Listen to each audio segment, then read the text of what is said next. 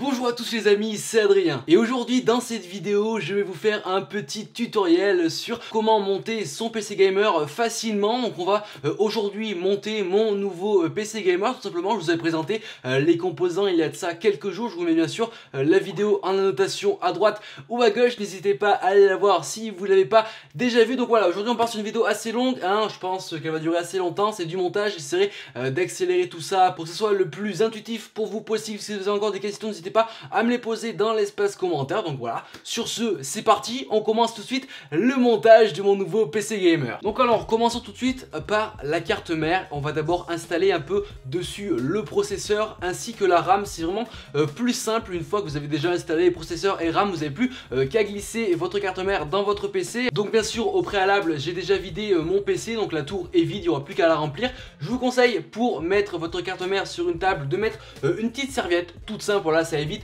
que les petits picots à l'arrière s'accrochent sur votre table. Et voilà, c'est tout mou et c'est plus facile pour travailler sur votre carte mère. Donc là voici ma carte mère tout simplement de 6 Go. Je vous l'avais déjà présenté. On va la déballer, je vais la sortir.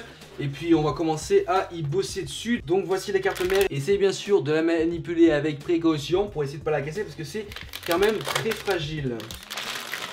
Donc voilà à quoi ressemble cette carte mère de chez Gigabyte. Elle est plutôt cool hein. Je vous ai dit un peu les caractéristiques dans ma vidéo de présentation du composant. Donc voilà, on va la placer comme ceci, c'est plus simple pour y bosser dessus. Et on va d'abord installer le petit processeur, le petit i7 7700K. Et puis après on y mettra les barrettes de RAM dessus. Donc je vais chercher le i7. Donc ça aussi à manipuler avec précaution, c'est quand même très fragile. Donc allez-y doucement, prenez votre temps, ne soyez pas pressés. Et voilà, vous inquiétez pas, c'est quand même très facile de monter un PC. Le plus dur c'est les branchements. Moi je vous le dis direct, le plus dur c'est les branchements. Donc on va tout d'abord ouvrir le socket de la carte mère. Donc voilà, vous ouvrez votre socket de façon délicate. Hop là, comme ceci, ça s'ouvre normalement tout seul. Et là on va y glisser le processeur à l'intérieur. Donc vous devez déjà d'abord repérer la petite flèche. Vous devez repérer la petite flèche voilà, qui est marquée ici. Je sais pas si vous le voyez bien sur la deuxième caméra.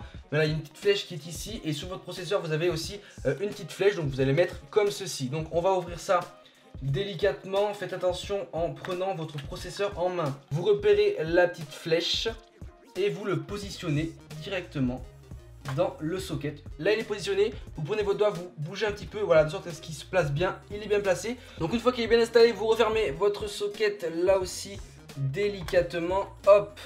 Alors là il va falloir forcer un petit peu, voilà, essayez de forcer de façon délicate mais en forçant, voilà, là normalement c'est bien fermé, voilà, il n'y a aucun souci, c'est bien fermé.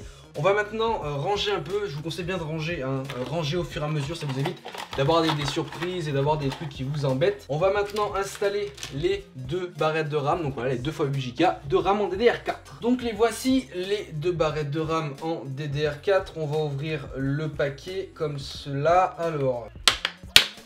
Donc on va les mettre en dual channel, c'est-à-dire une barrette sur deux en fait, pour qu'il y ait un maximum de perf. Donc vous repérez, donc on va en mettre une sur ce socket là et sur socket là, enfin sur cet emplacement là. On ouvre en premier, hop, les petits kikuyu, on va appeler ça comme ça, des kikuyu. Vous repérez, il y a un côté qui est plus long que l'autre sur la barrette, au milieu il y a un trou.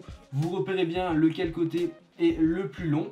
Ensuite vous glissez dans les deux machines, hop, normalement c'est bon, vous vérifiez bien que le côté soit bon. Vous prenez chaque extrémité, voilà, et vous appuyez doucement, voilà, jusqu'à ce que ça fasse 2 clics, tout simplement, voilà. N'ayez pas peur de forcer, allez doucement, mais forcez quand même un peu pour que ça fasse les clics. On met bien sûr la seconde, là c'est facile, vous savez faire du coup, hop, un clic et 2 clics, voilà, vous vérifiez bien que les couilles sont bien enfoncés.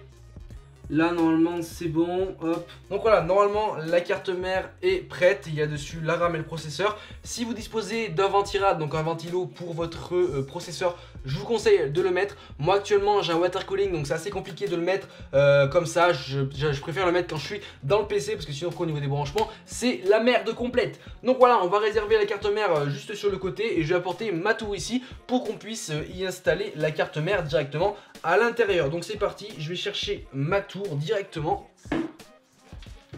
Yep les...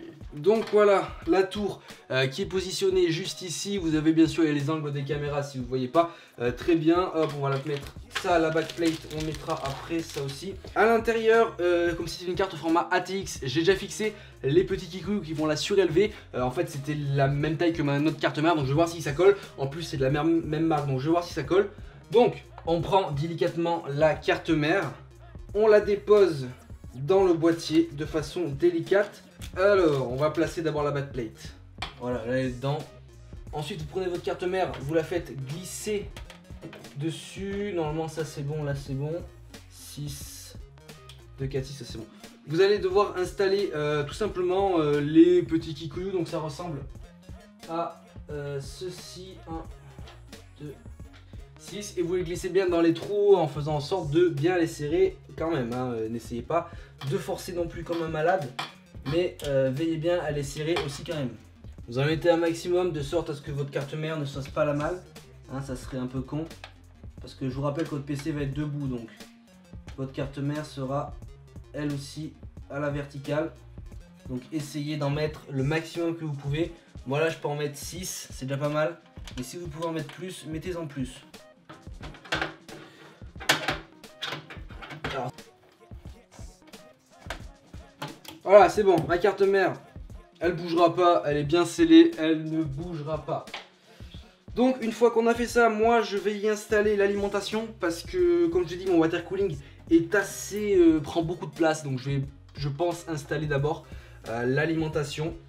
Donc je vais relever la tour comme ceci. Donc ces câbles on les met sur les côtés. Je vais chercher mon alimentation.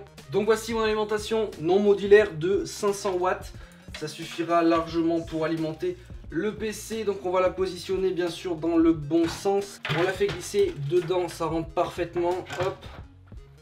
Et on la met derrière. Et puis après on va pouvoir visser les petits vis qu'il y a sur l'arrière. Voilà, des petits vis très fins mais qui suffiront largement à tenir l'alimentation. Armez-vous de patience, hein, monter un PC c'est quand même assez long. Hein. Donc armez-vous un minimum de patience. Et surtout ne vous brusquez pas dans le montage du PC parce que sinon vous allez faire une connerie, que ce soit au niveau montage ou au niveau branchement.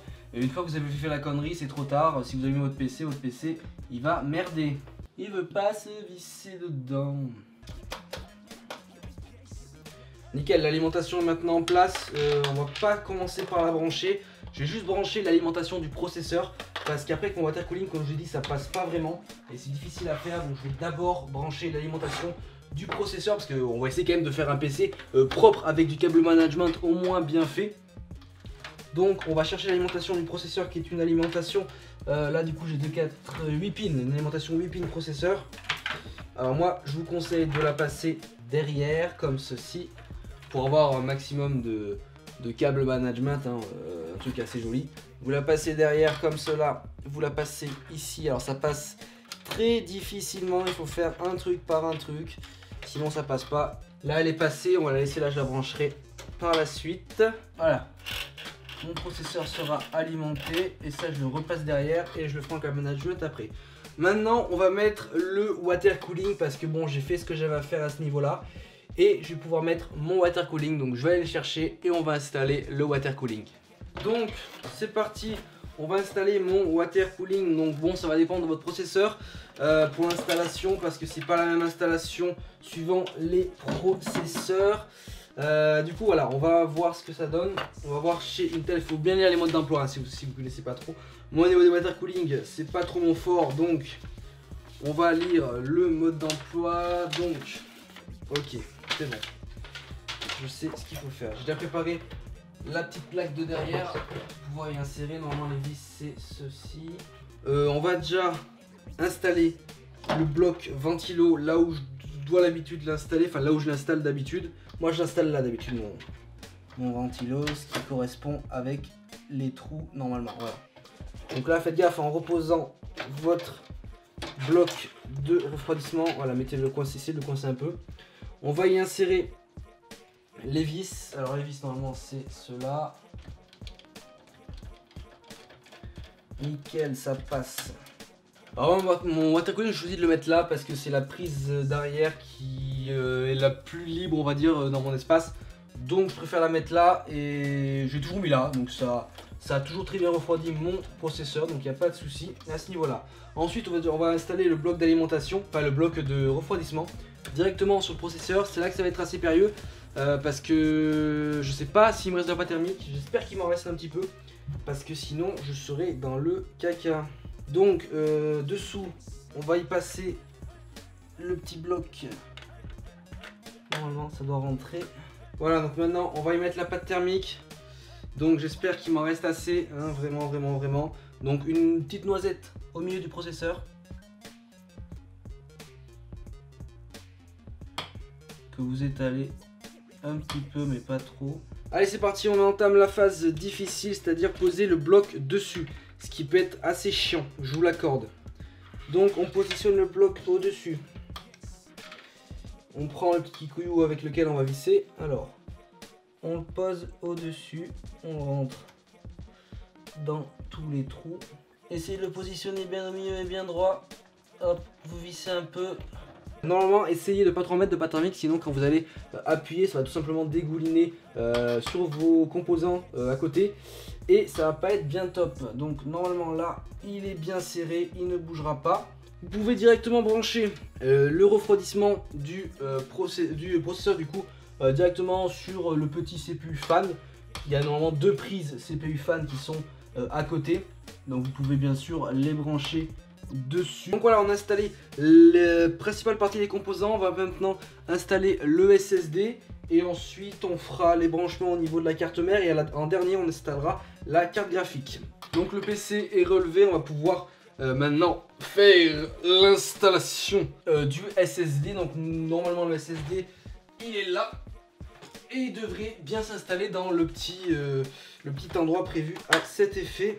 Et puis après bien sûr j'ai déjà dessus un disque dur de 500 Go et un lecteur de CD là, donc on n'aura plus que là aussi à les brancher par la suite. Donc je sais pas ce qui est fourni dans le bundle, s'il y a des câbles, un rack, etc. Donc non, d'accord, on a le SSD.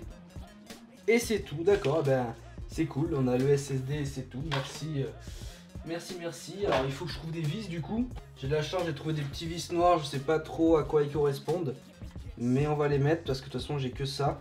Donc alors le rack il se rentre comme ça, donc il faut que mes connectiques sortent de là. Alors on va essayer de faire passer doucement mais sûrement. Il y a la carte mère du coup qui bloque. Nickel, il passe.